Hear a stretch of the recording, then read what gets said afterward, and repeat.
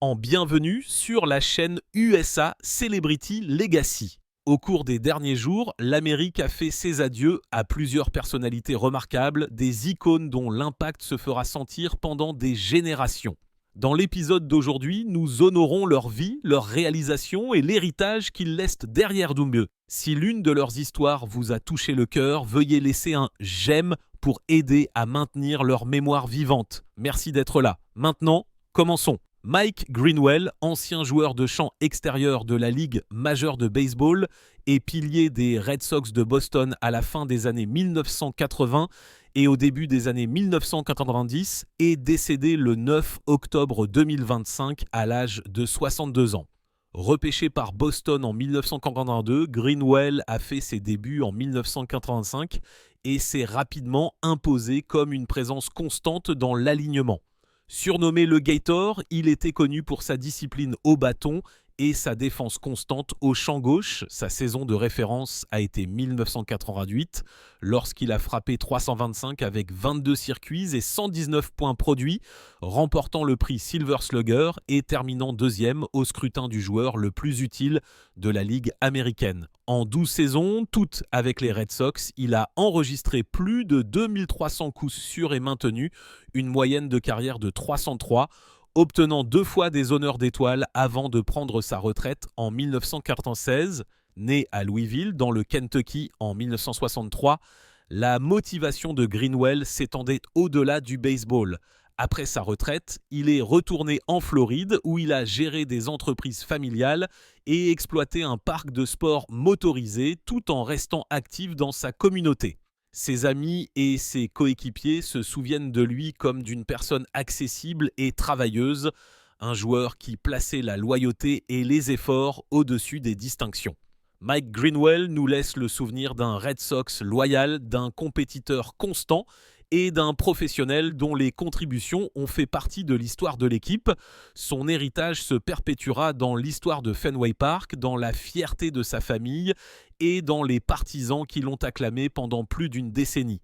Pour honorer sa mémoire, les partisans peuvent écrire RIP Mike Greenwell ou afficher le numéro 62, un hommage discret à l'âge auquel il a quitté ce monde. Susan Kendall Newman, actrice et productrice nommée aux Emmy Awards et fille aînée de Paul Newman, est décédée le 2 août 2025. Elle avait 71 ans. Née à New York en 1954, Newman a grandi dans une famille profondément liée au cinéma et au théâtre, mais elle a suivi sa propre voie dans les arts. Formée en art dramatique, elle a bâti sa carrière en apparaissant dans des films et à la télévision dans les années 1970 et 1980, démontrant une détermination tranquille à s'établir au-delà de la célébrité de ses parents, Paul Newman et Jackie White. Sa carrière s'est ensuite étendue à la production où elle a trouvé sa voix la plus forte. Elle a obtenu une nomination aux Emmy Awards pour son travail, soulignant sa capacité à développer des projets avec intelligence et détermination. Ses collègues ont souvent parlé de son engagement envers une narration qui avait du poids et du sens plutôt qu'un simple spectacle. En dehors de sa vie professionnelle, Newman était active dans la philanthropie et les causes sociales, apportant fréquemment son soutien aux efforts caritatifs liés à l'héritage de sa famille. Connue en privé pour sa modestie et sa nature terre-à-terre, elle préférait vivre en dehors de l'éclat de la célébrité, se concentrant plutôt sur son travail et ses principes.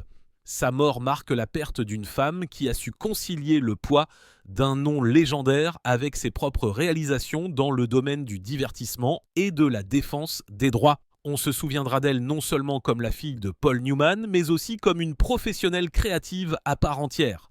Pour rendre hommage à sa vie et à son héritage, commenté 71, son âge, où écrivait RIP Susan Kendall Newman pour honorer une femme dont le talent, l'intégrité et la force tranquille ont laissé une marque durable sur le public et ses collègues. Ron Dean, l'acteur né à Chicago, dont la longue carrière a apporté de l'authenticité au rôle de soutien au cinéma et à la télévision, est décédé le 5 octobre 2025. Il avait 78 ans. Dean était surtout connu pour ses interprétations de policiers et de personnages de la classe ouvrière, des rôles qui correspondaient à sa présence robuste et à son débit naturel. Il est apparu dans une série de films bien connus, dont Risky Business 1983, The Breakfast Club 1985, The Fugitive 1983, The Client 1994 et The Dark Knight 2008. Bien que souvent choisi pour des rôles plus petits, son visage est devenu familier au public du monde entier et sa capacité à ancrer une histoire grâce à des performances réalistes a fait de lui l'un des acteurs de soutien les plus fiables d'Hollywood. Né le 15 août 1947, Dean a grandi à Chicago où il a passé la plus grande partie de sa vie. Avant de se lancer dans le métier d'acteur, il a servi dans l'armée américaine, un chapitre qui lui a apporté discipline et perspective. Sa carrière a commencé au théâtre local où il a jeté les bases de ce qui allait devenir des décennies de travail régulier à la télévision et au cinéma. Connu pour sa modestie et son professionnalisme, Dean a évité la poursuite de la célébrité, préférant laisser son travail parler de lui-même. Ses amis et ses collègues se souviennent de lui comme d'une personne fiable, travailleuse et discrètement dévouée à son métier. Partagez vos pensées ci-dessous. Commentez Rip Rondin ou tapez 68 pour rendre hommage à un interprète qui a apporté honnêteté et force à chaque rôle qu'il a joué. Robert Redford, une icône d'Hollywood et un pionnier du cinéma indépendant, est décédé à l'âge de 89 ans. Sa famille a confirmé son décès le 16 septembre 2025 à son domicile de Sundance, dans l'Utah. Charles Robert Redford Jr., né à Santa Monica en 1936, a d'abord étudié l'art avant de se lancer dans le métier d'acteur. Il a bâti sa carrière sur scène et à la télévision avant d'accéder au statut de star de cinéma. Son ascension a commencé avec Butch Cassidy et Le Kid 1969 aux côtés de Paul Newman et s'est poursuivie avec L'Arnaque 1973, lauréat du prix du meilleur film. Parmi les autres films notables, mentionnons Jeremiah Johnson 1972, Nos plus belles années 1973 et Les hommes du président 1976. Il a fait ses débuts de réalisateur avec Des gens comme les autres 1980, remportant 4 Oscars dont celui du meilleur réalisateur. Des œuvres ultérieures comme Et au milieu coule une rivière 1992 et Quiz Show 1994 ont mis en évidence son talent de cinéaste. Dans ces dernières années, il a été salué pour All Is Lost 2013 et The Old Man and the Gun 2018. En 1981, il a fondé le Sundance Institute and Festival qui est devenu une plateforme essentielle pour le cinéma indépendant dans le monde entier. Parallèlement à ses réalisations artistiques, Redford a longtemps défendu les questions environnementales dans les communautés amérindiennes. Marié 2 fois et père de 4 enfant, il a subi les pertes profondes de ses fils Scott et James. Robert Redford laisse un héritage défini par l'art, l'indépendance et la vision. Pour vous souvenir de lui, écrivez RIP Robert Redford ou le numéro 89 en hommage aux années d'une vie remarquable.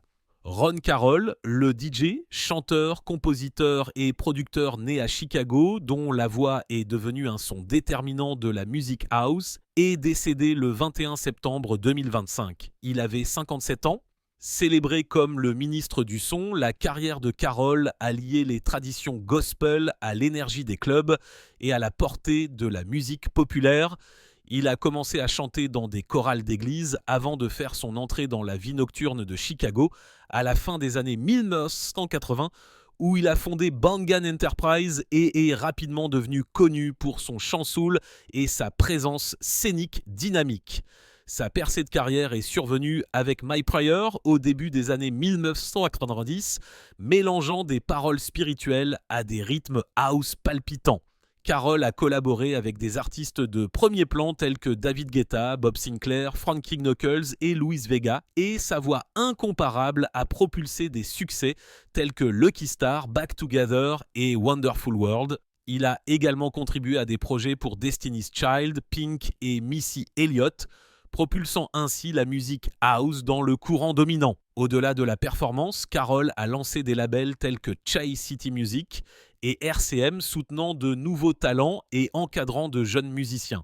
Ses amis et ses collègues se souviennent de lui comme d'une personne généreuse et terre-à-terre, attachée à bâtir une communauté par le biais de la musique. Il laisse dans le deuil sa famille et la communauté house mondiale qu'il a contribué à façonner. L'héritage de Ron Carroll perdure dans chaque hymne, remix et souvenir qu'il a laissé derrière lui. Pour honorer sa vie, commenter 57 ou écrivez RIP Ron Carroll et laisser sa musique, continuer à rassembler les gens. Assata Shakur, dont on se souvient comme d'une militante politique et ancienne membre du Black Panther Party, est décédée le 25 septembre 2025 à l'âge de 78 ans. Née Joan Deborah Byron à New York en 1947, elle a grandi à l'apogée de l'ère des droits civiques et a été entraînée dans la lutte pour l'égalité raciale et l'autonomisation de la communauté. Elle est devenue membre du Black Panther Party, puis de la Black Liberation Army, prêtant sa voix et sa présence aux causes qui ont défini une ère de lutte et de bouleversement. En 1977, Shakur a été reconnu coupable de la mort d'un policier de l'État du New Jersey, une accusation qu'elle a toujours soutenue être injuste. Après s'être échappée de prison en 1969, elle a finalement trouvé asile à Cuba en 1984. De son exil, elle a continué à parler d'injustice et d'oppression.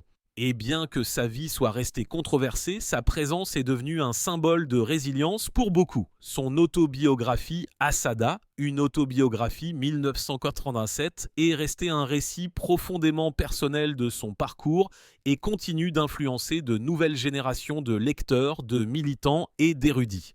Alors que nous nous souvenons d'elle, laissons 78, son âge, ou écrivons RIP Assata Shakur pour honorer une figure dont l'histoire était aussi complexe qu'elle était percutante et dont la voix continue de résonner longtemps après son décès.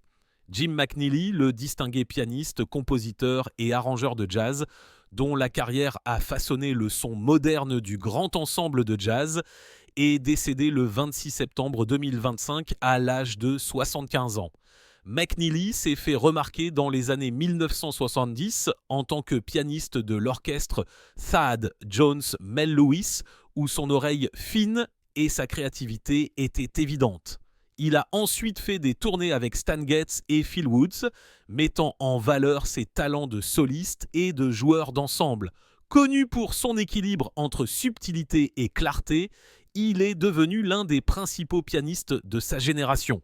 Ses rôles de compositeur et de chef d'orchestre se sont étendus bien au-delà de la scène. Il a dirigé l'orchestre symphonique de la radio de Francfort et l'orchestre symphonique de la radio danoise et a façonné le son du Vanguard Jazz Orchestra pendant des décennies. Des enregistrements tels que Group Therapy et Barefoot Dances and Other Visions restent des témoignages de son art, chacun recevant une reconnaissance aux Grammy Awards et des éloges de la critique. Né le 18 mai 1950 à Chicago, McNeely a fréquenté l'université de l'Illinois avant d'entreprendre une carrière qui a duré plus de 5 décennies. Il a également été un éducateur dévoué, notamment à la Manhattan School of Music, où il a contribué à façonner la prochaine vague d'artistes de jazz. Pour honorer son héritage, veuillez commenter 75, son âge, ou écrire RIP Jim McNeely pour vous souvenir d'un musicien dont les talents artistiques ont lié la performance, la composition et l'enseignement. John Woodvine, dont on se souvient pour sa voix imposante, sa présence stable et ses contributions durables au théâtre et à la télévision britannique, est décédé le 6 octobre 2025 à l'âge de 90 ans. Né à Tin and Wear en 1934, Woodvine s'est formé à la Royal Academy of Dramatic Art où il a perfectionné le métier qui allait le servir pendant des décennies. Il est devenu un membre éminent de la Royal Shakespeare Company, où sa stature et sa force vocale faisaient de lui un choix naturel pour les rôles dans les tragédies shakespeariennes, bien qu'il soit tout aussi efficace dans les pièces modernes. Woodvine s'est fait connaître à la télévision, d'abord avec Scars dans les années 1970, une série qui a cimenté sa place dans la culture populaire britannique. Plus tard, il est apparu dans Doctor Who de Bours et Cavanagh QC, offrant constamment des performances réfléchies, Au cinéma, il s'est fait remarquer dans le classique de l'horreur, Le Loup-garou de Londres et dans La folie du roi George, qui ont montré son don pour les rôles historiques. Au-delà de ses crédits, Woodvine était apprécié comme un mentor et un modèle de professionnalisme. Il a été marié pendant de nombreuses décennies à l'actrice Petra Davis, avec qui il a eu des enfants, et il a su concilier sa carrière publique et sa vie de famille privée. La carrière de John Woodvine a duré plus de 60 ans, et son héritage se fait sentir non seulement dans les rôles qu'il a joués, mais aussi dans le respect qu'il a gagné. Dites RIP John Woodvine pour honorer un acteur dont le dévouement a enrichi la culture britannique à travers les générations. Eddie Jackamin, le gardien de but du Temple de la Renommée, qui est devenu l'une des figures les plus aimées de l'histoire des Rangers de New York, est décédé le 15 septembre 2025 à l'âge de 86 ans. S'étant hissé au premier plan dans les années 1960 et 1970, Jackamin était connu pour sa compétitivité fougueuse et ses réflexes spectaculaires dans le filet. Il a ancré les Rangers lors de certaines de leurs saisons les plus mémorables, obtenant 6 sélections d'étoiles et partageant le trophée Vezina en 1971. Les fans du Madison Square Garden l'ont adopté non seulement pour ses arrêts, mais aussi pour sa résilience. Il est revenu d'importantes brûlures au début de sa carrière pour devenir l'un des meilleurs gardiens de la LNH. En 1975, dans un mouvement qui a stupéfié le monde du hockey, Jackamin a été réclamé au ballottage par les Red Wings de Détroit. Son retour émotionnel au Madison Square Garden lorsque les fans des Rangers lui ont fait une ovation debout alors qu'il portait un chandail d'adversaire reste l'un des moments les plus poignants de l'histoire de la LNH. Il a pris sa retraite en 1978 après avoir joué plus de 600 matchs et a été intronisé au Temple de la Renommée du hockey en 1987. Né le 6 juin 1939 à Sudbury, en Ontario, Jackaman a gravi les échelons des ligues mineures jusqu'à la LNH, se forgeant une réputation de dureté et de détermination. En dehors de la patinoire, il était admiré pour son humilité et les liens qu'il a maintenus avec les fans des Rangers tout au long de sa vie. L'héritage d'Eddie Jackamin ne réside pas seulement dans les statistiques ou les trophées, mais dans le lien durable qu'il a forgé avec New York. Son nom résonne encore au Madison Square Garden, rappelant un gardien de but dont la passion a défini une époque. Eddie Jackamin a offert aux fans des Rangers des soirées inoubliables et a établi une norme pour le cœur et le courage dans le but. Commentez 86 son âge ou écrivez simplement Eddie Jackamin pour honorer la légende qui a gardé le filet avec courage et fierté. Leo Hinder, le dirigeant américain des médias, philanthrope et conseiller politique, est décédé le 17 septembre 2025 à l'âge de 77 ans. Né en 1948 à Seattle, dans l'État de Washington, Hinder s'est bâti une réputation comme l'une des personnalités les plus influentes de la télévision par câble américaine. Il s'est fait connaître dans les années 1990 en tant que président et chef de la direction de Télécommunications Inc., Briatia TCI, alors le plus grand câblodistributeur du pays. Après la vente de TCI à AT&T, il est devenu chef de la direction de AT&T Broadband, contribuant à superviser l'une des transitions les plus importantes de l'industrie. Au-delà de son leadership d'entreprise, Hindry a longtemps défendu les pratiques de travail équitable dans l'industrie manufacturière américaine. Il a conseillé les dirigeants démocrates sur la politique économique et l'infrastructure, obtenant la reconnaissance à la fois comme stratège et comme partisan des causes progressistes. Ses efforts philanthropiques comprenaient des dotations pour l'éducation, les soins de santé et le développement communautaire. Hindry a également écrit des livres sur la politique et l'économie, contribuant au débat sur la mondialisation, la compétitivité et les droits des travailleurs. Ses amis et ses collègues le décrivent souvent comme un négociateur habile doté d'un sens profond de l'obligation sociale. Leo Hindry laisse derrière lui un héritage qui relie les affaires, la politique et la philanthropie. Commenté 77, son âge, où écrivait Rip Leo Hinder pour honorer le dirigeant qui a façonné les médias et redonné au bien public. Thomas Perry, un romancier et scénariste de télévision acclamé, connu pour ses histoires à suspense et ses intrigues complexes, est décédé le 15 septembre 2025. Il avait 77 ans. Perry a commencé sa carrière à la télévision dans les années 1970 et 1980 en tant qu'auteur et producteur d'émissions telles que Simone et Simon, 21 Jump Street et Star Trek, la nouvelle génération. En 1982, Perry a publié son premier roman, The Butcher's Boy, qui a remporté le prix Edgar du meilleur premier roman et a présenté une voix qui allait redéfinir le thriller moderne. Il a ensuite écrit plus de 25 romans, dont la série Jane Whitefield. Ses œuvres autonomes, telles que Mother's Dog et The Old Man, ont encore renforcé sa réputation pour ses récits intelligents et complexes. The Old Man a ensuite été adapté en une série télévisée mettant en vedette Jeff Bridges. Né en 1948 à Tonawanda dans l'État de New York, Perry est resté dévoué à l'écriture tout au long de sa vie et était admiré par ses pairs pour sa discipline, son humilité et son mentorat auprès de jeunes auteurs. Thomas Perry laisse derrière lui un héritage de thriller qui combine intelligence, suspense et humanité. Ses romans continuent de captiver les lecteurs et d'inspirer les écrivains de toutes les générations. Si ces livres ou ces scénarios vous ont déjà ému, commentez 77, son âge, ou écrivez Rip Thomas Perry pour honorer un conteur dont le travail a remodelé le thriller moderne. Charlie Rosen, qui a passé sa vie dans le basketball en tant que joueur, entraîneur, écrivain et mentor, est décédé le 13 septembre 2025 à l'âge de 83 ans. Né en 1942, Rosen a joué au Hunter College avant de commencer une carrière d'entraîneur qui comprenait du temps au Bard College. Sa compréhension du jeu s'étendait au-delà du terrain et il a ensuite bâti une deuxième carrière en tant qu'écrivain. Au fil des ans, il a publié plus de 20 livres sur le basketball combinant histoire, analyse et histoires personnelles.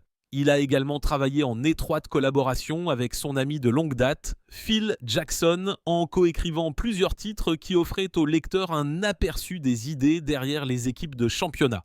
En tant que chroniqueur, Rosen a contribué à des médias tels que Fox Sports et Oops Hype. Son travail était connu pour être direct et détaillé, suscitant souvent des discussions parmi les fans et les professionnels. En dehors de la publication, il a continué à encadrer de jeunes joueurs et à partager ses connaissances avec ceux qui entraient dans le jeu. La vie de Rosen a connecté presque toutes les parties du basketball en tant que joueur, entraîneur, écrivain et enseignant. Ses livres, articles et son influence restent une partie des archives sportives.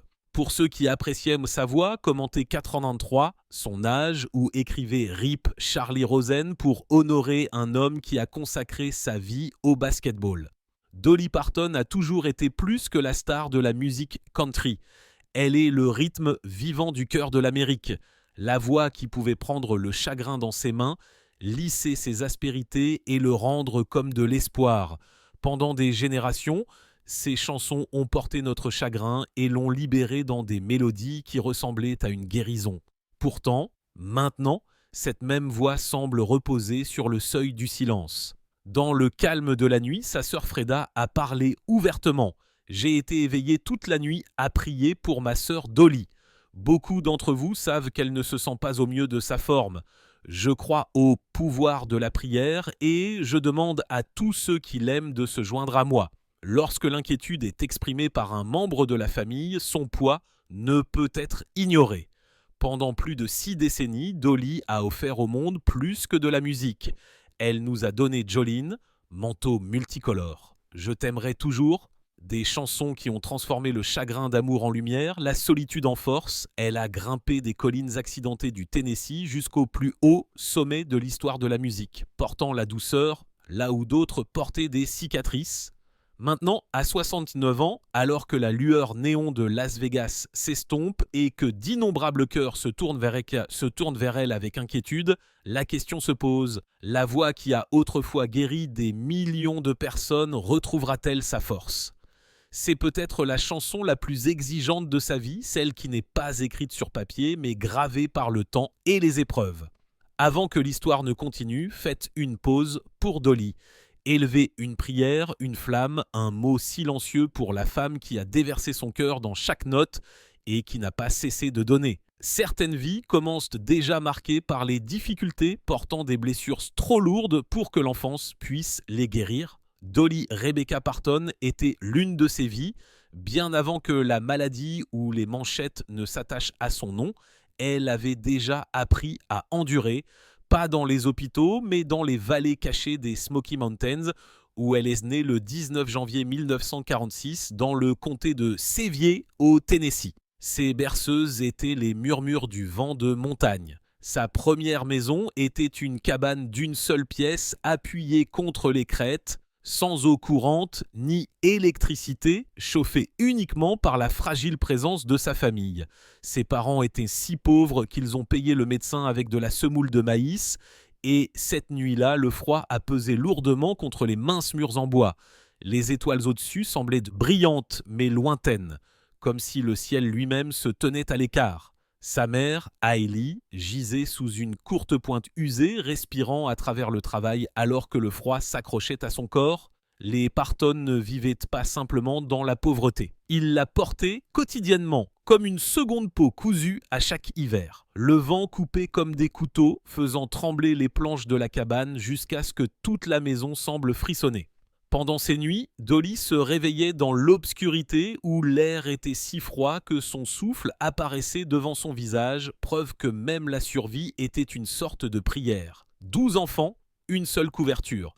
Ils se pressaient les uns contre les autres dans l'obscurité, leur corps frissonnant à l'unisson alors que les murs de la cabane gémissaient contre la nuit. C'était la seule chaleur que nous avions, se souviendrait-elle des années bien plus tard, son sourire portant à la fois de la tendresse et de la douleur. L'été n'apportait pas non plus de douceur. Des bains de rivière où l'eau coupait comme des éclats de glace, des pieds nus déchirés sur des pierres tranchantes, de la fumée et du bois humide s'accrochant à leur peau.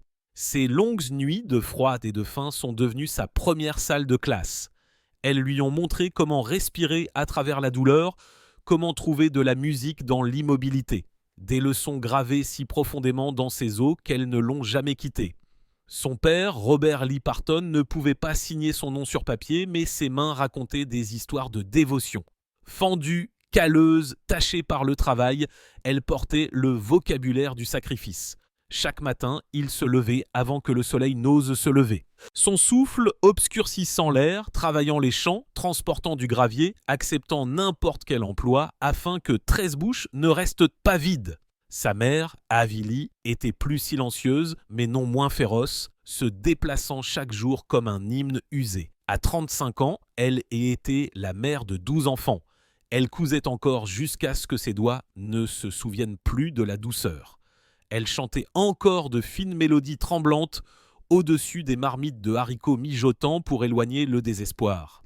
À 6 ans, l'enfance de Dolly était déjà un devoir. Elle allait chercher de l'eau au ruisseau, calmer les bébés contre son épaule, remuer les haricots pendant que la fumée lui brûlait les yeux. Elle ne possédait ni poupée, ni dentelle, ni trésor acheté en magasin. Seule la vérité que l'amour signifiait le travail et que la survie était la foi. Puis vint 1955. Elle avait 9 ans lorsque le deuil frappa comme le tonnerre. Son petit frère, Larry, n'a vécu que 4 jours. Pas de funérailles, pas de pierre tombale, seulement un monticule de terre derrière la maison où le silence a trouvé une demeure permanente. Sa mère restait assise, immobile comme une pierre, les mains jointes dans le deuil. Le dos de son père était plus lourd. Et Dolly, qui avait toujours rempli le silence de chansons, rencontrait maintenant un silence qui refusait de répondre. Elle l'a porté toute sa vie. Plus tard, elle a admis que certaines chansons étaient des messages à ce petit frère, une voix tendant vers quelqu'un qui n'en a jamais eu. L'école lui offrait peu de refuge. Un hiver, sa mère lui a cousu un manteau à partir de chutes. Chaque pièce choisie avec amour, chaque couleur signifiant la fierté. Dans la salle de classe, le rire coupait plus fort que le vent glacial. Pour les enfants, ce n'était que des chiffons. Pour Dolly, c'était le dévouement de sa mère cousue dans du tissu. Elle rentrait chez elle, le menton levé, les larmes chaudes contre la neige. Cette piqûre est devenue plus tard une rédemption, manteau multicolore. Une chanson qui a transformé le ridicule en vénération, la honte en fierté. Même des décennies plus tard, après la mort de sa mère en 2003, Dolly a eu du mal à la chanter, sa voix se brisant là où la mémoire laissait encore des ecchymoses. À 7 ans, la musique était déjà son refuge, sa rébellion, sa prière. Elle écrivait des chansons avant de savoir épeler, tissant la faim en mélodie, la solitude en berceuse, le chagrin en quelque chose de supportable. Elle chantait pour se réchauffer, elle chantait pour combler le vide laissé par son frère, elle chantait pour que les ténèbres ne gagnent pas. « Je n'ai pas écrit pour être célèbre », a-t-elle avoué plus tard. « J'ai écrit pour survivre ». Chaque hiver amer, chaque longue marche vers l'école, chaque morceau de tissu cousu par sa mère est devenu une partie de son instrument. Une voix qui pouvait sortir le chagrin du silence et le rendre comme une grâce. Bien avant les strass, bien avant les applaudissements, cette voix était sa seule armure forgée dans la faim, tempérée par le froid, aiguisée par la perte. C'était la chanson d'une enfant qui a appris que même lorsque la vie ne vous laisse rien, vous pouvez quand même façonner la beauté à partir de ses cendres.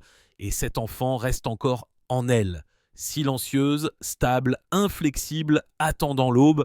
Pour Dolly Parton, la musique n'a jamais été qu'une mélodie, c'était une survie. Chaque fois qu'elle chante, cet enfant aux pieds nus des Smoky Mountains est encore en elle, fragile mais féroce, fredonnant dans l'obscurité. Personne n'aurait pu imaginer que la fille qui chantait dans les vents du Tennessee, sa voix résonnant contre les crêtes et les rivières, se tiendrait un jour sous les lumières les plus brillantes du monde. À l'époque, son seul public était la forêt. Ses chansons s'élevaient comme de la fumée, fine mais inflexible.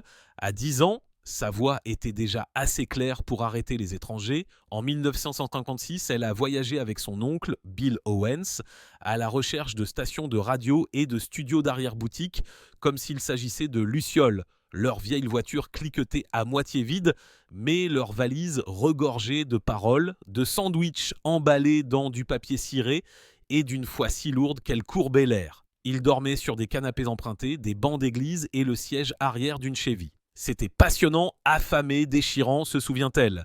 Des nuits sous les étoiles, des matins avec du givre sur les fenêtres, rien que de la musique pour les réchauffer. Lorsqu'elle a obtenu son diplôme en 1964, il n'y a pas eu de célébration. Juste un chemin de terre au lever du soleil, une valise en carton, 20 $ et un billet d'autobus. « Je vais y arriver », a-t-elle murmuré, « ou je ne reviendrai pas ». Le Greyhound l'a éloignée des montagnes jusqu'à ce qu'elles se réduisent à des fantômes. Nashville brillait à l'horizon, mais ses néons brûlaient froid. Les portes ont claqué. Des voix se sont moquées de son accent. La nuit, dans une chambre louée, elle regardait fixement les rues glissantes sous la pluie et a admis « Parfois, je chantais juste pour ne pas disparaître ». La prière de sa mère résonnait en elle. « Continue ma fille, continue juste ». En 1965, Monument Records lui a offert un contrat, mais ils ont dit que sa voix était trop brute, trop montagnarde. Ils lui ont remis des chansons comme « Happy Happy Birthday Baby » et lui ont dit d'avoir l'air plus douce, plus sucrée. Elle les a chantées parfaitement, mais avait l'impression de porter la peau de quelqu'un d'autre. Lorsque les singles ont échoué, les appels ont cessé. La maison de disques s'est refroidie. Pourtant, la flamme de Dolly a perduré. Le jour, elle chantait dans des bars enfumés. La nuit, elle écrivait à la lumière des bougies, griffonnant sur des bouts de papier et des enveloppes, l'estomac douloureux, les mains crispées. J'avais l'habitude de fredonner juste pour entendre quelque chose de vivant, se souvient-elle. C'est de cette faim, de cette douleur qu'elle a trouvé son son le plus vrai, celui qui ne pouvait être réduit au silence. Pour Dolly Parton, la musique n'a jamais été qu'une mélodie, c'était une survie. Chaque fois qu'elle chante, cet enfant aux pieds nus des Smoky Mountains est toujours en elle, fragile mais féroce, fredonnant dans l'obscurité. Personne n'aurait pu imaginer que la fille qui chantait dans les vents du Tennessee, sa voix résonnant contre les crêtes et les rivières, se tiendrait un jour sous les lumières les plus brillantes du monde. À l'époque, son seul public était la forêt. Ses chansons s'élevaient comme de la fumée, fine mais inflexible. À 10 ans, sa voix était déjà assez claire pour arrêter les étrangers. En 1956, Elle a voyagé avec son oncle Bill Owens à la recherche de stations de radio et de studios d'arrière-boutique comme s'il s'agissait de lucioles. Leur vieille voiture cliquetait à moitié vide, mais leurs valises regorgeaient de paroles, de sandwichs emballés dans du papier ciré et d'une foi si lourde qu'elle courbait l'air. Ils dormaient sur des canapés empruntés, des bancs d'église et le siège arrière d'une Chevy. C'était passionnant, affamé, déchirant, se souvient-elle. Des nuits sous les étoiles, des matins avec du givre sur les fenêtres, rien que de la musique pour les réchauffer. Lorsqu'elle a obtenu son diplôme en 1964, il n'y a pas eu de célébration, juste un chemin de terre au lever du soleil, une valise en carton, 20 $ et un billet d'autobus. « Je vais y arriver », a-t-elle murmuré, « ou je ne reviendrai pas ». Le Greyhound l'a éloignée des montagnes jusqu'à ce qu'elles se réduisent à des fantômes. Nashville brillait à l'horizon, mais ses néons brûlaient brûle froid. Les portes ont claqué, des voix se sont moquées de son accent. La nuit, dans une chambre louée, elle regardait fixement les rues glissantes sous la pluie et a admis « Parfois, je chantais juste pour ne pas disparaître ». La prière de sa mère résonnait en elle « Continue ma fille, continue juste ». En 1965, Monument Records lui a offert un contrat, mais ils ont dit que sa voix était trop brute, trop montagnarde. Ils lui ont remis des chansons comme Happy, Happy Birthday, Baby et lui ont dit d'avoir l'air plus douce, plus sucrée. Elle les a chantées parfaitement, mais avait l'impression de porter la peau de quelqu'un d'autre. Lorsque les singles ont échoué, les appels ont cessé. La maison de disques s'est refroidie. Pourtant, la flamme de Dolly a perduré. Le jour, elle chantait dans des bars enfumés. La nuit, elle écrivait à la lumière des bougies, griffonnant sur des bouts de papier et des enveloppes, l'estomac douloureux, les mains crispées. J'avais l'habitude de fredonner juste pour entendre quelque chose de vivant, se souvient-elle. C'est de cette faim, de cette douleur qu'elle a trouvé son son le plus vrai, celui qui ne pouvait être réduit au silence. Puis vint 1966, une petite chanson, Put It Off Until Tomorrow, qu'elle a coécrite avec son oncle Bill, s'est glissée dans le monde grâce au chanteur Bill Phillips. Elle a atteint la première place. Et juste comme ça, le vent a changé de direction. Dans tous les bureaux de Music Row, les gens ont commencé à demander « Qui est Dolly Parton ?» La réponse est venue en 1967 avec son premier album « Hello, I'm Dolly ». Ce n'était pas qu'une introduction, c'était une déclaration de soi. Ces chansons n'étaient pas des fantasmes, elles étaient la vérité tirée de la faim et de l'espoir. Des nuits où elle chantait dans l'obscurité parce que personne d'autre ne voulait l'écouter, elle parlait de perte, de foi et de rébellion. La sorte de tranquillité qui s'épanouit chez les femmes qui ont appris à se tenir debout dans de petites pièces. Nashville la sous-estimait encore. Certains y voyaient de la nouveauté, certains y voyaient un sourire, mais derrière cette douceur se cachait de l'acier. Sous ces paillettes vivait la même enfant aux pieds nus qui avait autrefois chanté aux montagnes juste pour survivre. « Je ne suis pas venue jusqu'ici pour qu'on me dise qui je suis », dira-t-elle plus tard, et en 1973, elle l'a prouvé. Elle a écrit son adieu non pas à la gloire, mais à la cage. « Je t'aimerai toujours ». Ce n'était pas simplement une chanson. C'était la libération enveloppée de grâce, un adieu qui pardonnait, une blessure devenue sainte. Lorsqu'elle l'a chanté, le monde s'est tu parce que, d'une manière ou d'une autre, à travers sa voix, chaque auditeur a entendu sa propre peine de cœur guérir. À partir de ce moment, personne ne pouvait plus la garder dans l'ombre. L'ascension de Dolly Parton au sommet de la musique country n'a jamais été une ascension gracieuse, c'était une survie combattue non pas sur un champ de bataille, mais sous des lumières de scène aveuglantes. En 1970, elle s'était taillé son propre coin dans le Porter Wagner Show, sa voix d'or se déversant chaque semaine dans des millions de salons. À l'écran, elle était un rayon de soleil radieuse, sans effort, impeccable. Hors écran, elle s'effondrait. Derrière chaque sourire, la tension créative resserrait son emprise. Chaque fois qu'elle écrivait une chanson qui coupait trop profondément, trop vrai, la pièce devenait plus froide. J'avais l'impression de me tenir dans l'ombre de quelqu'un d'autre, avouera-t-elle plus tard. Non pas avec amertume, mais avec fatigue. Sa plume était trop honnête pour une industrie qui préférait que ses femmes soient douces et obéissantes. Portée, à la fois mentor et gardien, ne pouvait pas voir que son élève avait dépassé sa cage. Elle l'aimait, le respecter, mais l'amour ne pouvait pas la sauver de la suffocation. En 1974, le choix qu'elle craignait le plus est devenu celui qu'elle ne pouvait plus éviter. Elle allait quitter l'homme qui avait ouvert toutes les portes et l'émission qui avait défini son nom. Ce n'était pas de la rébellion, c'était une survie. Cet adieu n'a pas été crié, il a été chanté. Je t'aimerai toujours. Les mots se sont élevés comme une prière, une lettre d'amour cousue ensemble avec une douleur trop tendre pour la colère. J'ai pleuré tout le long jusqu'au sommet des palmarès, a-t-elle admis des années plus tard. Et elle le pensait. La chanson n'a pas seulement clos un chapitre, elle a enterré une partie de son cœur. Lorsque les applaudissements sont venus, cela a fait mal parce que le succès né de la perte ressemble plus à un deuil qu'à un triomphe. Derrière le rideau, elle se tenait seule, du mascara coulant, la poitrine se soulevant avec des sanglots, se chuchotant à elle-même « Tu as fait la bonne chose ». Mais Dolly avait déjà prouvé sa puissance bien avant cet adieu.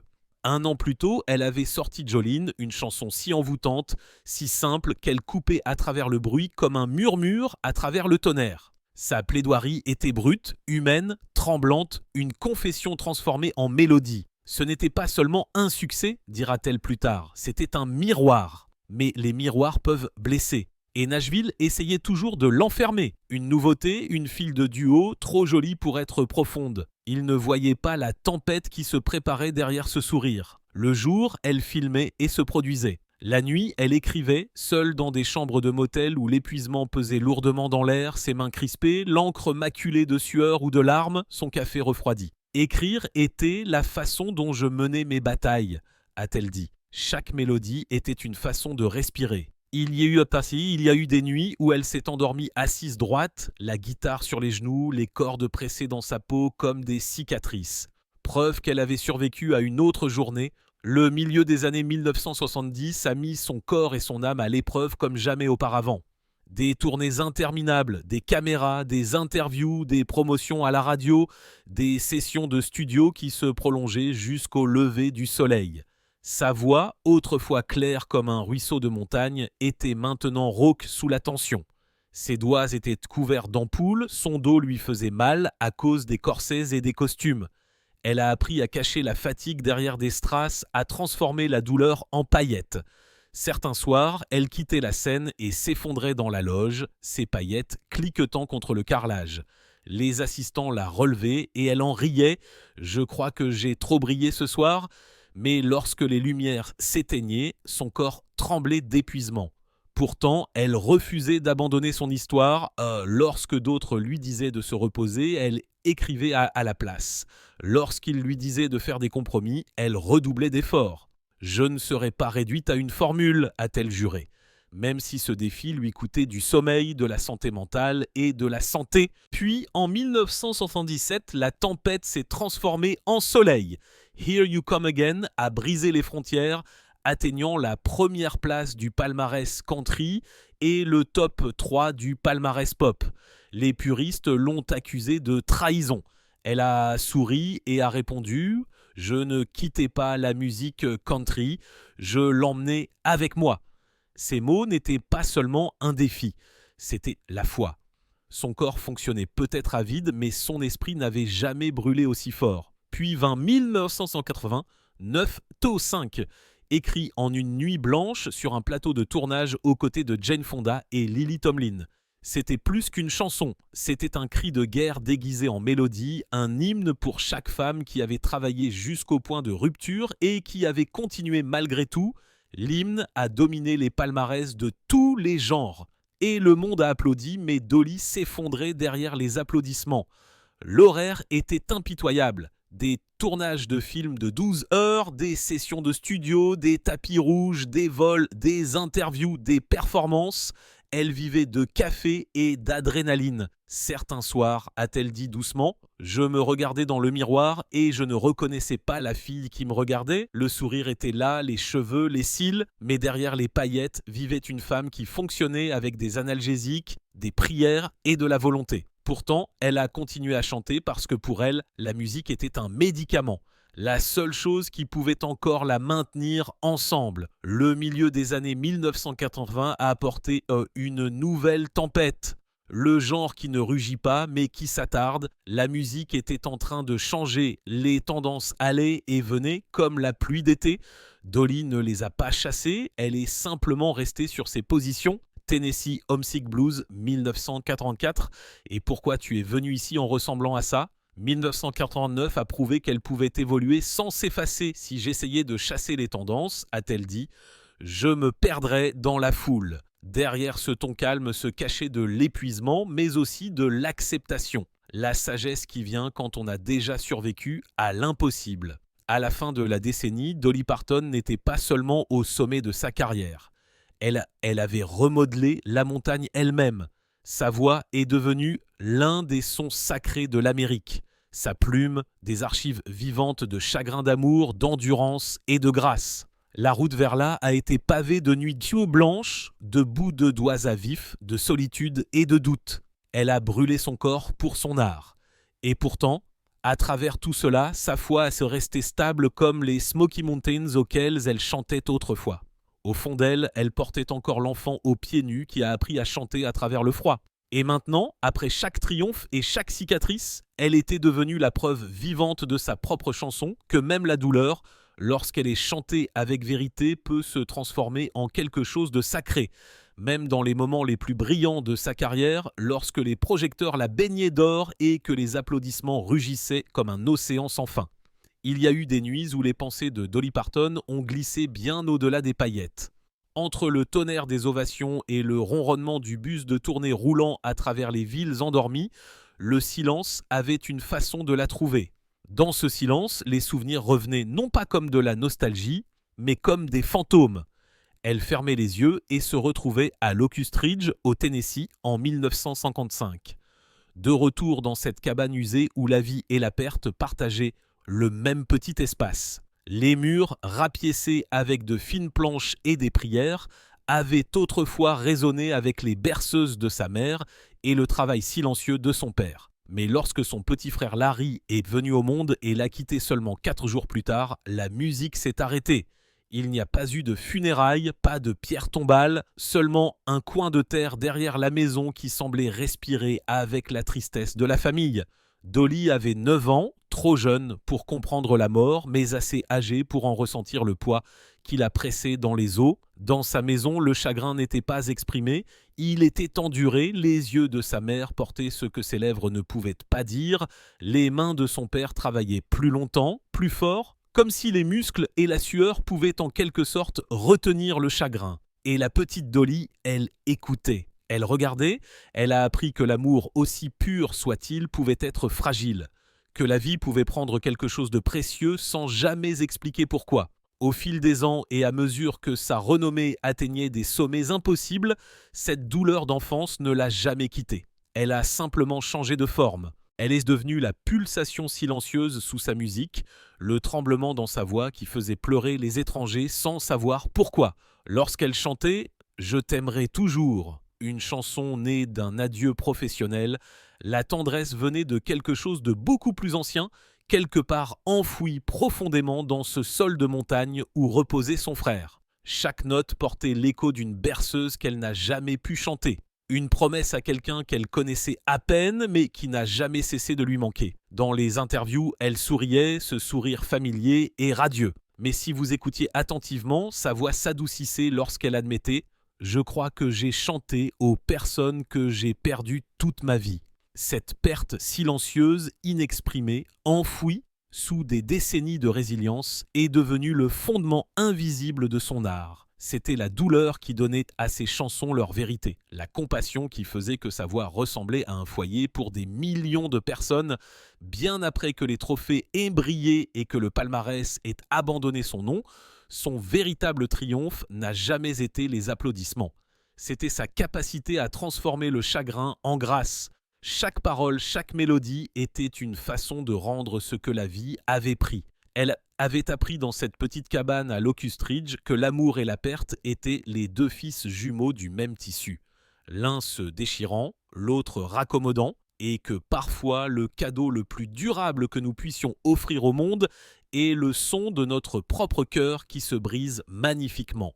Si la musique de Dolly Parton a un battement de cœur, alors sa pulsation, stable, chaleureuse et éternelle, appartenait à sa mère, Ali Parton. Elle n'était pas simplement la femme qui a mis Dolly au monde, elle était la source de sa force, la gardienne de sa tendresse et le fil invisible tissé à travers chaque note que Dolly a jamais chantée. Ali était la voix de la montagne avant que Dolly ne trouve la sienne. Les mains qui ont transformé la rareté en grâce et les difficultés en lui. Et lorsque sa mère est décédée, quelque chose à l'intérieur de Dolly s'est figé. Le monde a vu le même sourire radieux, les robes étincelantes, le rire qui remplissait les écrans de télévision, mais derrière cette lumière, un silence s'est installé. Elle dira plus tard qu'elle avait l'impression que le soleil s'était couché en elle. Elle a continué à tourner, a continué à sourire, a continué à se présenter pour les autres parce que c'est ce que sa maman lui a appris. Mais même, elle a admis que pendant longtemps, j'avais l'impression de simplement traverser les jours, pas de les vivre. J'avais été plus qu'une mère. Elle était une faiseuse de miracles à partir de rien. C'est ses mains qui ont cousu ensemble le légendaire manteau multicolore à partir de chutes de tissu et d'amour.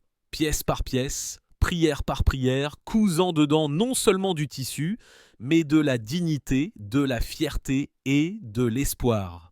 Ce manteau est devenu l'une des chansons les plus chères de Dolly, un hymne à la résilience qui a transformé l'humiliation de l'enfance en poésie. Mais après le départ de sa mère, la chanson n'était plus seulement une mélodie, c'était une blessure.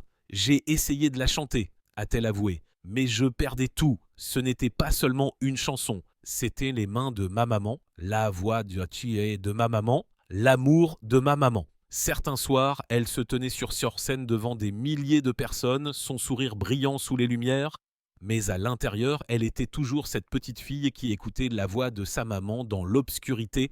Son chagrin, fidèle à ses racines, était silencieux. Dolly avait été élevée dans une maison où le chagrin était porté silencieusement comme une pierre dans la poche, toujours là, jamais montré. Elle a pleuré comme sa mère lui avait appris en privé, profondément dans les espaces entre les concerts et les interviews. Des amis se souviennent de l'avoir trouvée dans les coulisses, assise seule. Le manteau original était posé doucement sur ses genoux, ses doigts traçant ses coutures comme une carte menant à la cabane de son enfance. Ce manteau l'avait autrefois réchauffé lorsque l'hiver mordait à travers les murs minces. Maintenant, il réchauffait son cœur lorsque le monde lui semblait froid. Elle se souvenait du rire de sa mère résonnant dans les nuits des Smoky Mountains, de sa voix douce chantant au-dessus du crépitement d'un poêle à bois, de ses mots doux cousant la foi dans ses enfants. Nous n'avons peut-être pas grand-chose, mais nous avons assez si nous avons de l'amour. Avec le temps, Dolly a commencé à parler de sa mère, non pas avec des larmes, mais avec révérence. Ma maman est dans tout ce que j'ai fait de bien. Elle a dit au public, sa voix tremblant mais fière. Elle a raconté des histoires sur la sagesse d'Ali, ses chansons fredonnées entre les tâches ménagères, la façon dont elle pouvait transformer un tablier usé en réconfort, un hymne en guérison. Dolly a dit qu'elle rêvait encore d'elle, et dans ses rêves, sa maman n'était pas partie. Elle était à la maison. Lorsqu'elle est finalement revenue à manteau multicolore sur scène des années plus tard, cela sonnait différemment. Pour le public, c'était une histoire d'espoir. Pour Dolly, c'était la communion. Chaque mot, une prière. Chaque note, un souvenir. Elle a senti à nouveau les mains de sa mère, guidant l'aiguille à travers le tissu, raccommodant non seulement un vêtement, mais l'âme de sa fille.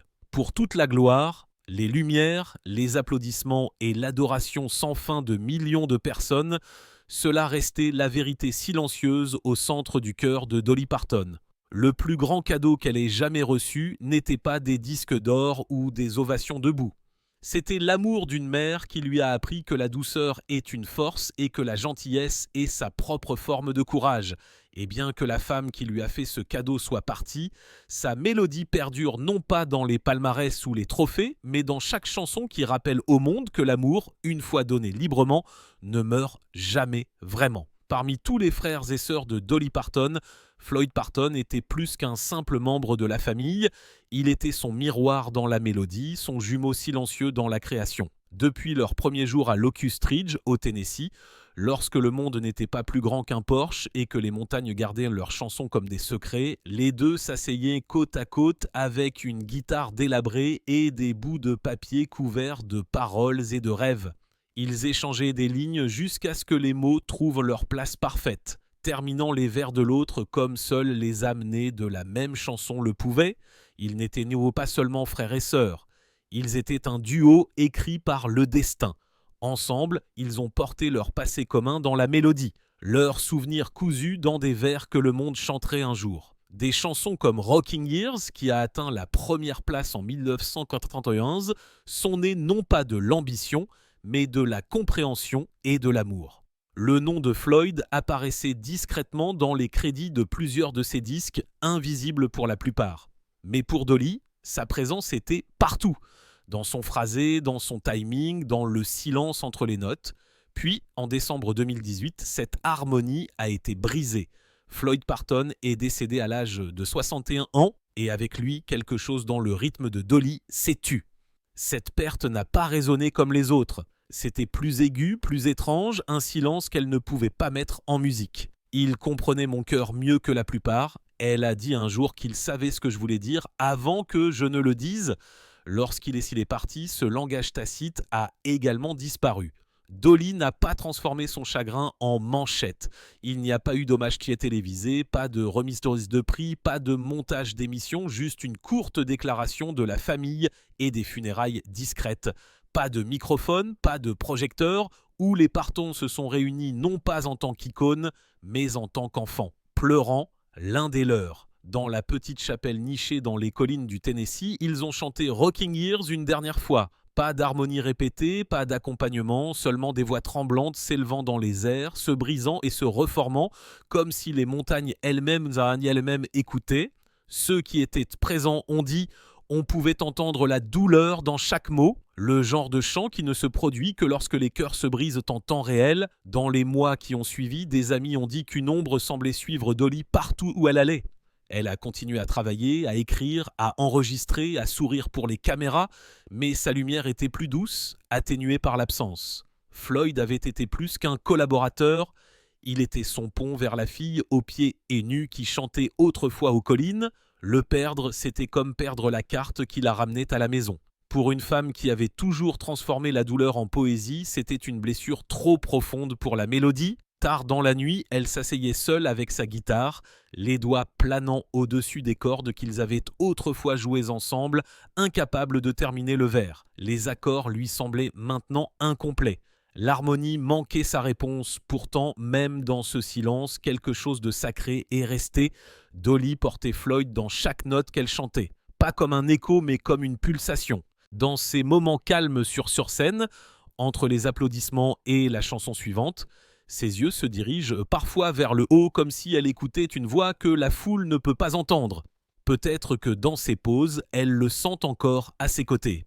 Le frère qui a autrefois terminé ses chansons, le partenaire qui attend maintenant au-delà de la mélodie. Et bien qu'elle salue toujours le monde avec son sourire éclatant et son rire d'or, quelque part dans l'ombre de sa musique se trouve un vers qu'elle ne chantera plus jamais, mais qu'elle portera à jamais dans son cœur. Certains chagrins sont trop bruts pour la mélodie, trop lourds pour que même la chanson la plus douce puisse les supporter. Ils ne s'estompent pas. Ils vivent tranquillement dans les coins de l'âme où la mémoire se durcit en douleur. Pour Dolly Parton, la perte de sa nièce bien-aimée, Tever, était ce genre de blessure. Une blessure qu'aucune prière, aucune chanson, aucune scène ne pourrait jamais adoucir. 36 ans, un âge propice à la possibilité, lorsque les erreurs peuvent encore être corrigées, lorsque l'espoir trouve encore le moyen de prendre racine, mais l'histoire de Tever s'est terminée avant que sa chanson ne trouve son refrain. Sa lumière s'est éteinte non pas dans l'éclat de la gloire, mais dans le silence. Loin des paillettes de Dollywood, loin du rugissement des applaudissements, laissant derrière elle un vide qu'aucun projecteur ne pourrait jamais atteindre.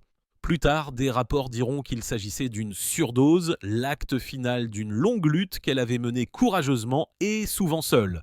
Ceux qui connaissaient Dolly disent que cette perte l'a transpercée plus profondément que toutes les précédentes parce qu'elle l'avait vue venir. Le lent effondrement, les cris silencieux cachés sous un sourire. Tever s'était débattu avec des ombres que la lumière du jour ne pouvait pas chasser. Des batailles pour la garde de ses enfants qui lui ont brisé l'esprit. La solitude d'essayer d'être forte trop longtemps, la douleur d'un cœur trop tendre pour ce monde. Et Dolly, la femme qui avait passé sa vie à guérir les autres à travers la chanson, s'est maintenant retrouvée impuissante à sauver l'une des siennes. Elle n'a pas seulement envoyé de l'aide, elle est elle-même entrée dans la tempête, le cœur en premier. Elle a payé 25 000 $ de sa propre poche pour la cure de désintoxication de sa nièce. Non pas pour l'image, non pas pour les éloges, mais par pur amour désespéré. Elle espérait que cette fois-ci, peut-être que la chanson trouverait un autre vers. Je voulais juste qu'elle ait une autre chance. Elle a murmuré une fois lorsque le chagrin était encore trop lourd pour être caché. Mais la situation ne s'est pas améliorée. La guérison n'est jamais venue. Et lorsque la musique s'est finalement arrêtée, ce n'était pas une fin dramatique. C'était aussi silencieux que le sont tous les vrais chagrins. Lorsque l'appel est arrivé, il n'y a pas eu de manchette, pas de deuil public, juste un petit adieu privé. Quelques membres de la famille se sont réunis en silence et une femme qui avait donné de la joie au monde entier était maintenant assise immobile, les mains tremblant autour d'un mouchoir plié. Ceux qui la connaissaient bien disent qu'elle n'a presque pas parlé ce jour-là. Elle a juste regardé devant elle comme si elle attendait que sa nièce franchisse la porte de la chapelle. Comment une femme qui avait construit des écoles, nourri des familles et donné des livres à des millions de personnes pouvait-elle encore ne pas trouver le moyen de sauver une vie, celle qu'elle aimait le plus ?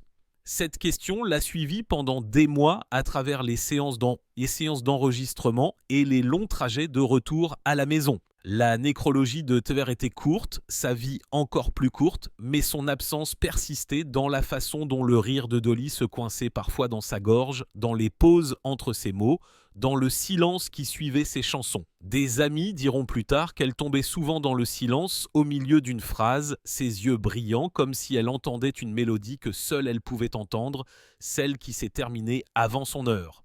Pour Dolly, ce chagrin est devenu une vérité qu'elle porte encore, une leçon gravée dans la partie la plus douce de son cœur.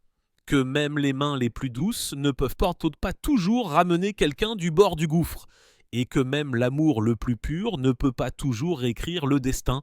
Sa renommée, sa fortune, sa foi, rien n'a pu la protéger de la brutalité silencieuse de la perte. Mais à travers la douleur, elle a trouvé quelque chose de sacré. Elle a appris que la forme la plus vraie de l'amour n'est pas de sauver, mais de rester.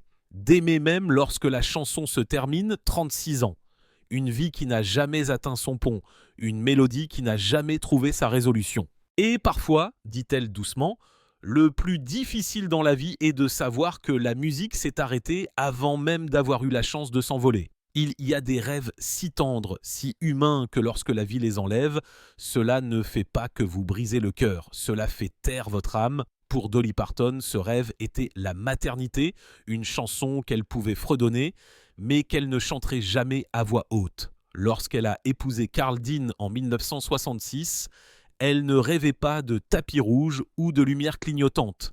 Elle rêvait d'une maison qui sentait les biscuits et l'heure du coucher, de petites chaussures alignées près de la porte, de doux rires dans la pièce d'à côté. Elle imaginait le rire d'un enfant rebondissant sur les murs d'une petite maison du Tennessee, non pas le rugissement d'un public, mais une seule voix douce l'appelant par un nom, maman. Cette image a vécu à l'intérieur d'elle pendant des années, rangée entre les horaires de tournée et les paroles de chansons. Mais en 1982, à 36 ans, la vie a changé de ton. Une bataille silencieuse et dévastatrice contre l'endométriose a conduit à une intervention chirurgicale qui lui a enlevé la chance de porter un enfant. Lorsque les médecins sont partis et que les lumières se sont atténuées, elle est restée immobile, les mains posées sur son ventre. Réalisant qu'elle disait au revoir non seulement à l'idée de la maternité, mais aussi à un avenir qu'elle construisait dans son cœur depuis qu'elle était une fille, elle a quitté l'hôpital en portant plus que des cicatrices. Elle portait un silence qu'aucun médicament ne pouvait toucher. Dans ce silence, chaque couloir qu'elle traversait semblait résonner avec des berceuses qu'elle ne chanterait jamais. Il n'y a pas eu de manchette, pas de caméra, pas de deuil public. Juste le ronronnement du réfrigérateur dans la cuisine, le tic-tac d'une horloge dans une maison vide. Les nuits s'étiraient, remplies d'une sorte d'immobilité qui fait mal. Il n'y avait pas de petits bras autour de son cou, pas de rire dégringolant dans le couloir, pas de voix endormie l'appelant dans l'obscurité, seulement le silence, celui qui vous suit de pièce en pièce. Lourd comme le chagrin, aigu comme l'absence, pour une femme qui avait transformé chaque épreuve en musique, c'était la seule chanson qu'elle ne pouvait pas terminer. Mais Dolly n'a jamais été faite pour rester brisée. Elle a rassemblé les fragments de ce cœur de mère et les a tournés vers l'extérieur. Elle a déversé son amour dans les enfants de ses frères et sœurs, dans chaque jeune rêveur qui avait besoin d'une voix pour croire. Et en 1995, cet amour non dépensé avait trouvé un nouveau foyer, la bibliothèque de l'imagination, un cadeau de livres et d'espoir aux enfants qu'elle ne rencontrerait jamais. Si je ne pouvais pas avoir les miens, a-t-elle dit un jour, je pouvais aider à élever ceux des autres.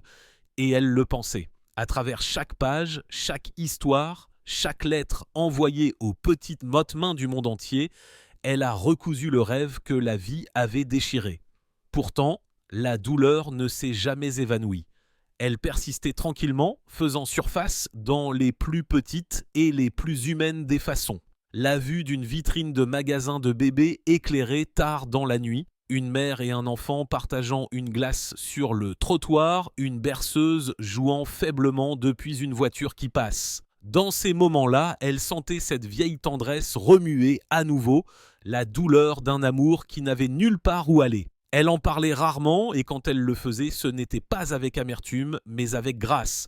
Certaines choses, certaines choses, a-t-elle dit doucement une fois, sont destinées à grandir d'une autre manière. Et elle y croyait, cet amour autrefois destiné à un enfant est devenu le genre d'amour qui porte le monde entier. Et pourtant, lorsque le rideau tombe et que les lumières s'estompent en or, il y a des nuits où Dolly le ressent encore. Le fantôme d'un rêve la frôlant comme un souffle. Dans le silence, elle admet qu'il y a des chansons qu'elle n'a jamais chantées. Elles vivent à l'intérieur d'elle, petites et sacrées. Une berceuse sans parole, un amour sans enfant, une mélodie pour un bébé qui n'est jamais né mais qui a toujours été aimé. Au sommet de sa renommée, lorsque son nom brillait plus fort que les strass sur ses robes, Dolly Parton semblait intouchable pour le monde. Elle était une force de la nature, irrésistible, rayonnante, une femme dont le rire pouvait illuminer toute une arène. Mais derrière les paillettes et les sourires, son corps menait une guerre silencieuse. Ce qui a commencé comme de l'épuisement s'est bientôt transformé en quelque chose de bien plus impitoyable. Des années de tournées sans fin, de caméras clignotantes et de nuits blanches avaient profondément creusé sa force. Chaque chanson, chaque poignée de main, chaque sourire éblouissant avait un prix que personne ne pouvait voir. Puis est venu le diagnostic, l'endométriose. Un cruel rappel que même les étoiles les plus brillantes saignent sous leur éclat. Ce n'était pas seulement une maladie, c'était une trahison. Son propre corps, autrefois son plus grand instrument, était maintenant un champ de bataille auquel elle ne pouvait échapper. Soir après soir, elle se tenait sous les feux de la rampe, sa voix s'élevant à travers la douleur, ses jointures blanches autour du microphone. Les fans voyaient des paillettes.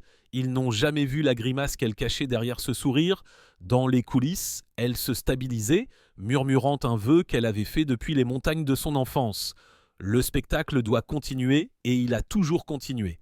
Mais lorsque la foule est partie et que les lumières se sont éteintes, elle s'est tue.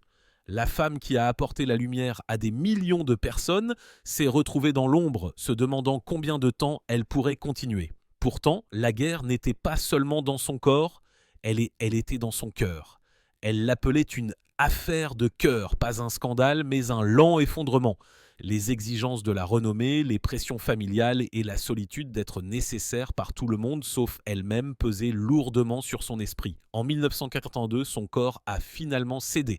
Une intervention chirurgicale lui a sauvé la vie, mais lui a volé quelque chose d'irremplaçable, son rêve de maternité. Elle s'est réveillée dans un silence qu'aucun applaudissement ne pouvait étouffer. La chambre d'enfant qu'elle avait imaginée ne serait jamais remplie. La voix qui l'aurait appelée maman ne serait jamais entendue. Elle a souri pour les caméras, mais derrière les flashs se cachait un chagrin sans tombe et une femme essayant de faire la paix avec un avenir qu'elle n'avait pas choisi.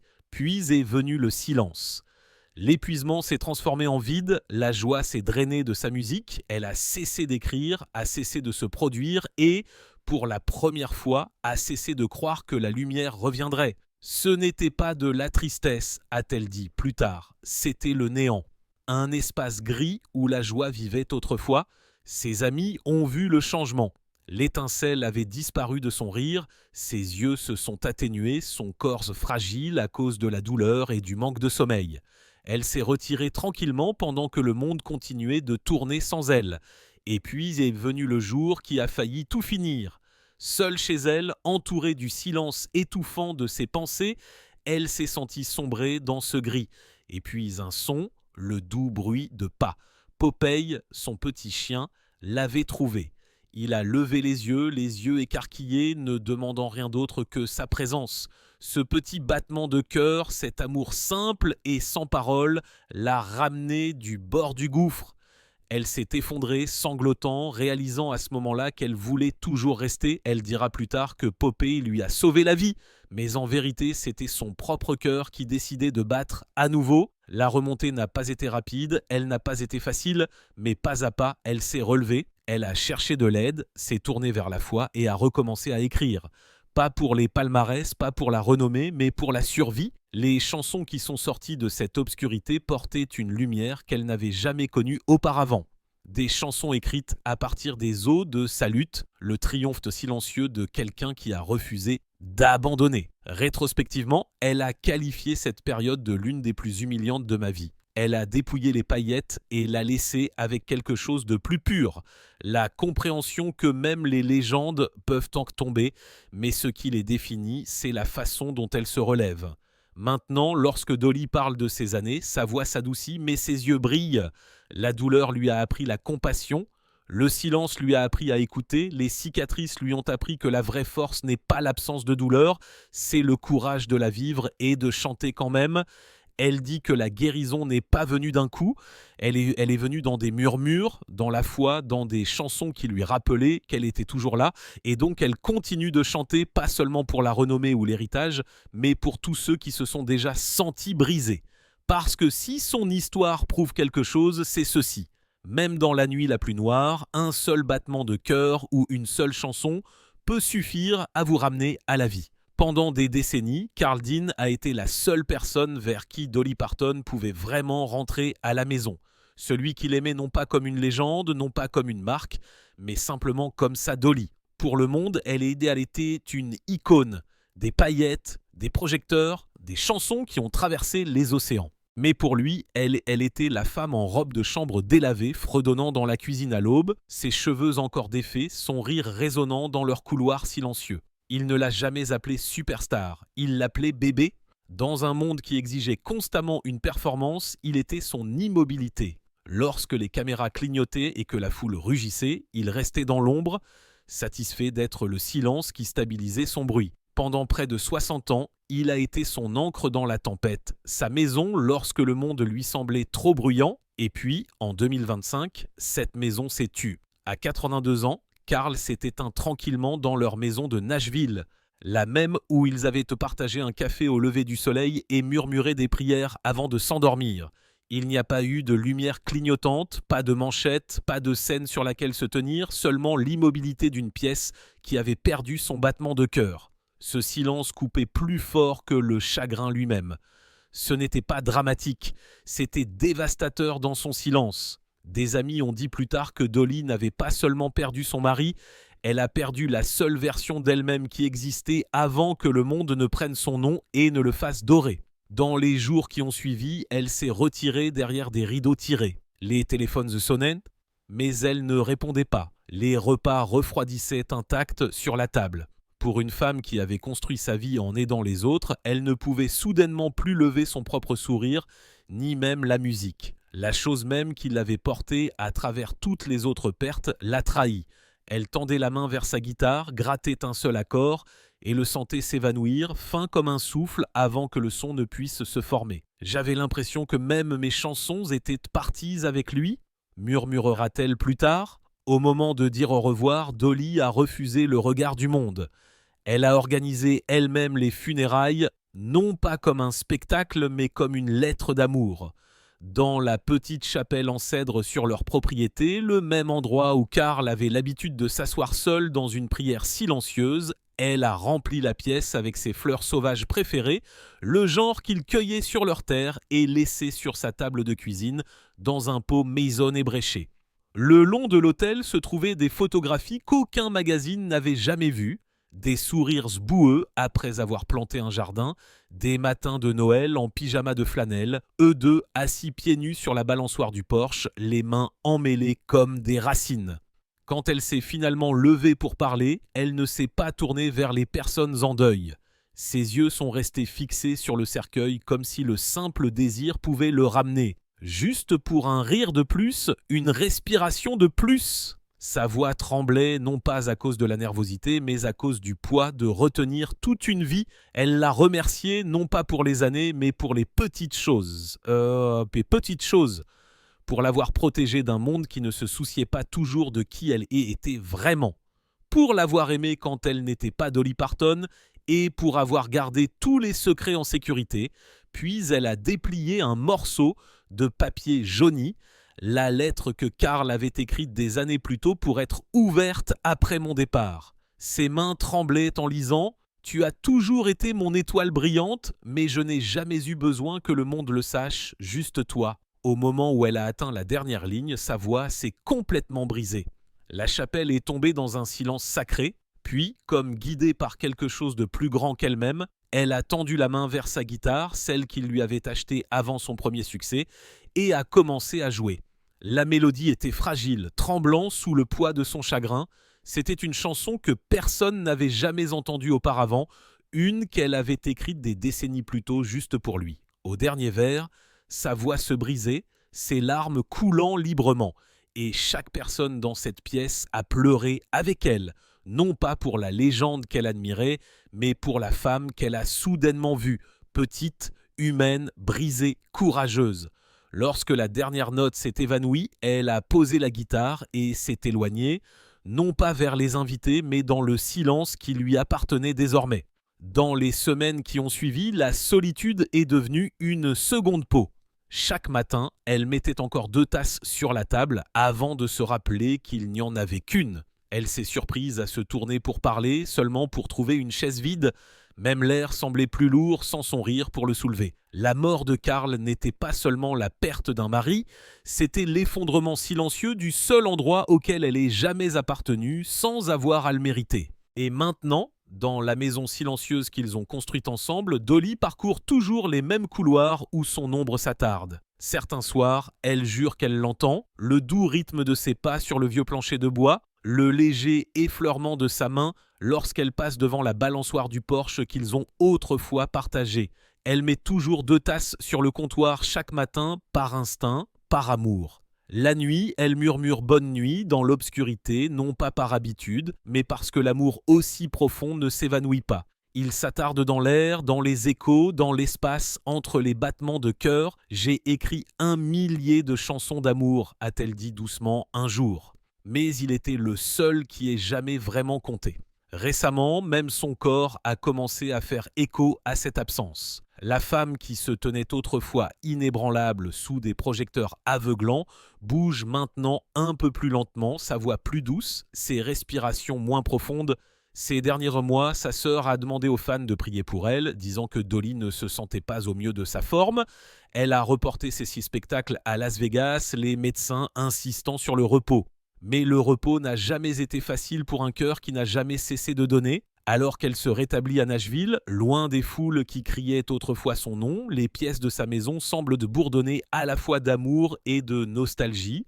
Il y a des nuits où la douleur de ses traitements se mêle au souvenir de l'homme qu'elle a perdu. Et elle regarde vers le côté vide du lit, murmurant la même prière qu'elle avait l'habitude de partager avec lui, faisant confiance qu'il écoute toujours de quelque part qu'elle ne peut pas encore voir. Maintenant, la femme qui a donné au monde d'innombrables chansons d'espoir et de dévotion vit avec un dernier vers, un silence si tendre qu'il chante plus fort que toute mélodie qu'elle ait jamais écrite. Mais au sein de ce silence, son amour pour lui et pour la vie elle-même brûle toujours avec constance. Elle a dit un jour qu'elle ne craignait pas la mort, seulement de laisser des chansons inachevées derrière elle, et c'est peut-être son héritage le plus vrai. Alors même que son corps se plie sous le temps et la maladie, son esprit fredonne toujours. Preuve que l'amour chanté avec vérité ne meurt jamais, il change simplement de ton. À 69 ans, Dolly Parton se tient au sommet d'une vie si remarquable qu'on a l'impression que rien ne manque. Son nom est gravé dans le substratum rocheux de l'histoire de la musique. Sa voix tissée dans l'âme de générations. Elle détient la richesse, la reconnaissance, l'admiration. Pourtant, à l'intérieur de la maison du Tennessee qu'elle a autrefois partagée avec Carl Dean pendant près de 60 ans. La présence la plus forte est maintenant l'absence. C'est le silence. Pas un silence paisible, mais le genre qui presse comme un poids, lui rappelant ce qui remplissait autrefois l'espace. La maison reste impeccable, les jardins en fleurs, les fontaines bourdonnent comme si rien n'avait changé. Pourtant, tout a changé. Sur le porche, une chaise berçante se balance légèrement dans la brise tandis que l'autre reste parfaitement immobile. Ses bottes sont assises près de la porte, intactes. Son journal est plié sur l'accoudoir d'une chaise qui ne se réchauffera plus jamais. Les amis et la famille viennent avec rire et chaleur, mais lorsque les visites se terminent, le silence remplit à nouveau les couloirs. Elle se réveille toujours avant l'aube, non pas par nécessité, mais parce qu'elle ne peut pas dormir au-delà de l'heure où Carl partageait autrefois un café avec elle. Dans cette cuisine, ses cheveux défaits dans la lumière matinale. Elle prépare 2 tasses. Une tasse fume doucement en face d'une chaise vide. Elle mange en silence, sa cuillère tapant contre le bol comme un faible écho d'un battement de cœur. La plupart des matins, ses pas l'amènent à la chapelle de Carl, un sanctuaire en cèdre niché sur la propriété. Là, elle s'assoit, fredonne des mélodies que personne d'autre n'entendra, des chansons uniquement pour lui. Parfois, elle rit de sa propre mélodie, parfois ses yeux brillent, mais elle ne pleure jamais longtemps. « Il détestait me voir triste », a-t-elle dit un jour. Alors elle fredonne doucement comme si elle envoyait un sourire au ciel. Bien qu'elle n'ait jamais élevé d'enfants à elle, son amour s'étend à beaucoup. Sa filleule Miley Cyrus, ses nièces et neveux, et des millions d'enfants qui ont tenu des livres de sa bibliothèque de l'imagination, qui compte maintenant plus de 200 millions d'exemplaires. Elle écrit toujours, s'occupe toujours de Dollywood, répond toujours aux fans qui lui disent que sa musique leur a sauvé la vie. Son catalogue de plus de 3000 chansons continue de rapporter des millions. Pourtant, elle ne mesure plus sa vie en chiffres. Le vieil adage de Carl est vrai. Elle est plus riche en cœur qu'en dollars, mais le temps pèse lourdement. Sa santé, autrefois inébranlable, montre maintenant les signes fragiles de l'âge. Elle a parlé ouvertement de sa préparation à des interventions médicales. « Vous devez juste garder la foi », a-t-elle dit. « J'ai déjà essuyé des tempêtes. » Pourtant, l'éclat s'est légèrement adouci. Les caméras captent maintenant un léger tremblement dans ses mains, un rythme plus lent dans sa respiration, une voix qui reste tendre, mais plus aussi imposante, comme de la soie qui s'effiloche au bord. Lorsqu'elle a annulé ses spectacles à Las Vegas et reporté son retour tant attendu à septembre 2026, sa sœur Freda a demandé au monde de garder Dolly dans ses prières. La réponse a été écrasante. Pas simplement de l'inquiétude, mais de l'amour, le genre que seule Dolly pouvait inspirer. Comme toujours, elle y a répondu avec humour, assurant à ses fans qu'elle allait bien, plaisantant même sur les opérations chirurgicales. Pourtant, derrière le sourire se cache la vérité. Elle a ralenti.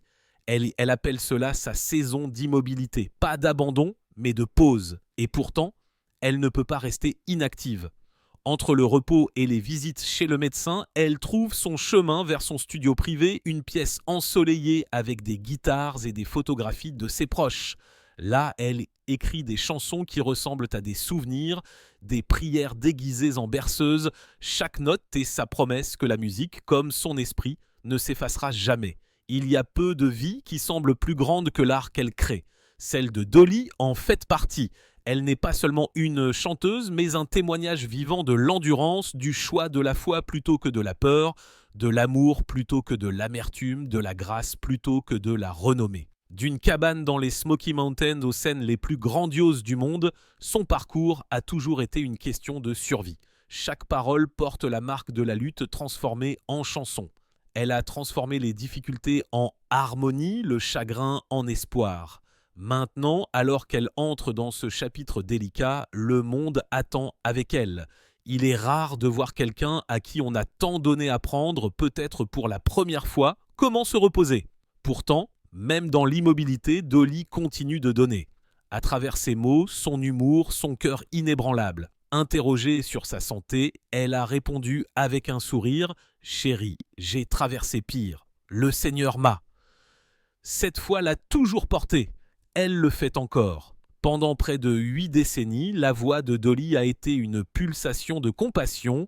Elle a réconforté les solitaires, soulevé les fatigués et rappelé au monde que l'amour dure plus longtemps que tout. Sa vie est la preuve que la beauté ne se trouve pas dans la perfection, mais dans la persévérance, dans la lumière qui brille à travers les fissures. Alors qu'elle entre dans cette nouvelle saison, puissions-nous lui rendre la foi et la force qu'elle a toujours partagée avec nous, que nos prières s'élèvent pour sa santé, sa paix, sa guérison. Alors ce soir, où que vous soyez, si ces chansons vous ont autrefois soutenu à travers la perte, si Manteau multicolore vous a donné du courage, ou si Je t'aimerai toujours vous a aidé à dire au revoir, murmurez son nom, envoyez une prière, partagez votre amour, parce que les légendes n'appartiennent pas seulement à l'histoire. Elles appartiennent au cœur. Et la manière la plus vraie d'honorer Dolly Parton n'est pas seulement de célébrer sa musique, mais de vivre comme elle a chanté, avec gentillesse sans attente, avec un amour qui endure les tempêtes et avec un courage qui brille même lorsque les lumières s'atténuent. Le monde peut se taire un jour, mais son esprit ne le fera pas. Certaines voix, une fois entendues, résonnent pour toujours.